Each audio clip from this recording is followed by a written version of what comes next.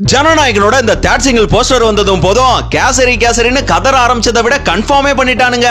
அணிலே அணிலே உஷா உஷ் சத்தத்தை போடாதே ப்ரோ, இப்ப கண்டிப்பா கேசரி தானா அப்படின்னு கேட்டீங்கன்னா கேசரியும் கிடையாது, பாயசமும் கிடையாது, அல்வாவும் கிடையாது. நான் திரும்பவும் சொல்றேன், திரும்ப சொல்றேன், பகவந்த் கேசரியோட ஒரு சீக்வன்ஸ் மட்டும் தான் இங்க ரீக்ரியேட் பண்ணிருக்காங்களே தவிர முழு படத்தை அல்ல. நீங்க சொல்ற வகையில பார்த்தா கூட இது தெரி படத்தோட ரீமேக்னு சொல்லணும். அதுலயும் அப்பா மகள் பாண்டிங்க அப்புறம் போலீஸ் கெட்டப் இருக்குல்ல. உங்களுக்கு இப்ப இருக்கிற இந்த கன்ஃபியூஷன் வந்து நீங்க படம் பார்த்து முடிச்சதுக்கு அப்புறம் கன்ஃபார்ம் பண்ணிடுவீங்க இதுக்கும் பகவந்த் கேசரிக்கும் எந்த ஒரு சம்பந்தமும் இல்லன்னு. இப்போ நம்ம பாட்டை பத்தி பேசுவோம். இந்த தேர்ட் சிங்கிள் வந்து செல்ல மகளே அப்பா மகளோட பாண்டிங்க நம்ம தமிழ் சினிமாவுல கண்ணான கண்ணே கண்ணான கண்ணே கண்ணான கண்ணே கியூட்டா மாஸ் பண்ண தெரி பேபி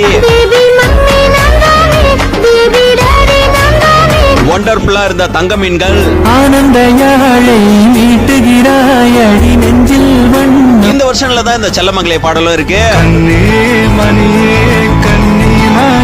இந்த மெலடி வெர்ஷன் பாடல நம்ம தளபதி விஜய் அவர்கள் தான் பாடியிருக்காரு. விவேக் அவர்கள் இந்த பாடலோட வரிகள்ல சும்மா அன்பு மலைய பொழிய வச்சிருக்காரு.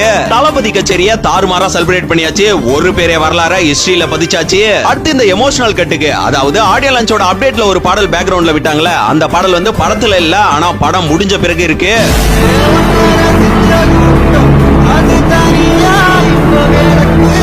இந்த பாடல் வந்து தளபதியோட வரலாறு தொகுப்பா 10 நிமிஷம் ஒலிக்குமாங்க. இப்ப இந்த தேர்ட் சிங்கிள் வந்து அப்பா மகள் பாண்டிங்க்கு காலம் கடந்து இந்த பாடல் நிக்கணும் அப்படின்னு இன்னைக்கு கிறிஸ்மஸ் அதுவா ப்ரே பண்ணுவோம். இந்த செல்லமங்களே ப்ரோமோ சாங்கே நமக்கு ஒரு திருப்தியை கொடுத்துருச்சு. நாளை மாலை 5 மணிக்கு ஃபுல் சாங் ரிலீஸ் ஆகுது. அதற்கு அடுத்த நாளே ஆடியோ லான்ச் சும்மா அரங்கமே அதிர போதுங்க. கமாண்டா இதாண்டா நமக்கான ஏரியா தாண்டா, நமக்கான கட்சி தாண்டா.